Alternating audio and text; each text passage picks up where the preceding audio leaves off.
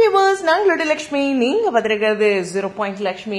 Upcoming track இதனுடைய collection of pictures பார்க்கும்போது first தோணுன விஷயம் என்னன்னா, எவ்வளோ நாளைக்கு அந்த ஷர்ட்டவே போட்டுட்டு இருப்பாரு அப்படின்ட்டு.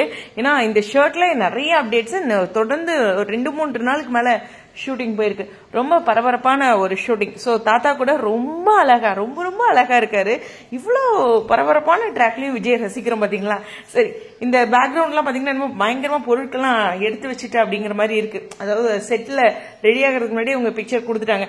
சரி, இந்த பேக்ரவுண்ட் பார்க்கும்போது என்னன்னா, ஐயப்பன் கிட்ட பேசிட்டு இருப்பாரு விஜய். மாஸ்க் போட்டு வந்திருப்பாரு. அதே சமயம் எங்கேயோ போறாங்க. அதுல பாத்தீங்கன்னா பசு கூட இருக்காங்க. அதே சமயம் நம்மளுடைய நிவினும் பசு கூட இருக்கிற மாதிரி இருக்குது.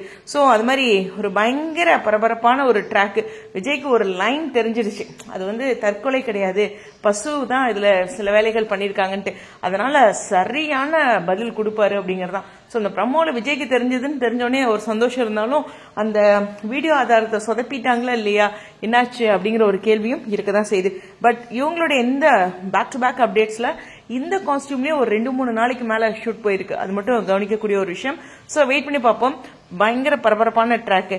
உங்களுக்கு ஞாபகம் இருக்குன்னு நினைக்கிறேன், அவங்க எல்லாருமே ஒரு வெயில்ல எங்கேயோ இருந்து ரொம்ப ஸ்வெட்டிங்கா இருக்கு அப்படின்லாம் சொன்னாங்களே. அதெல்லாம் பார்த்தா என்னமோ ஒரு பயங்கர ரோட்ல ஃபைட் நடக்கிற மாதிரி இப்ப எனக்கு ஃபீல் ஆகுது. ஏன்னா நம்ம ஒரு அப்டேட் ரொம்ப பெருசா யோசிக்கிறது இல்ல. பசுவும் நம்ம குமரனும் கொடுத்த அப்டேட் பார்க்கும்போது இன்னைக்கான ப்ரமோ அப்டேட் அப்படின்னு தெரிஞ்சதுல அதே மாதிரி தான். ஸோ பார்ப்போம், ரோட்ல எல்லாருமே அந்த வெயில் ரொம்ப வேர்க்குது அப்படிங்கிற மாதிரி கொடுத்துருந்தாங்களே. அதெல்லாம் பார்த்தா பசுக்கு சரியான டிசாக்கெல்லாம் 3 பேர்த்துக்கிட்ட கிடைக்க மாட்டேருக்கு. எனிவேஸ், பயங்கரமான ட்ராக் இருக்குங்க. பார்ப்போம் என்ன நடக்குதுன்னு. உங்களுடைய கருத்துக்கள் ஸ்டேடியம். இதுல மேபி வெண்ணிலாவுடைய மாமாவை இப்போதைக்கு கடத்திடுறதுக்கு சான்சஸ் இருக்கு. அவர் ஏதாச்சும் உளறிடுவாரு அப்படின்ட்டு. அதுதான் 2 நாளைக்கு முன்னாடி டைலாக்ஸ்ல கொண்டு வந்து கொடுத்துட்டாங்களா என்னமோ தெரியல. சரி பார்ப்போம் ஸ்டேடியம்.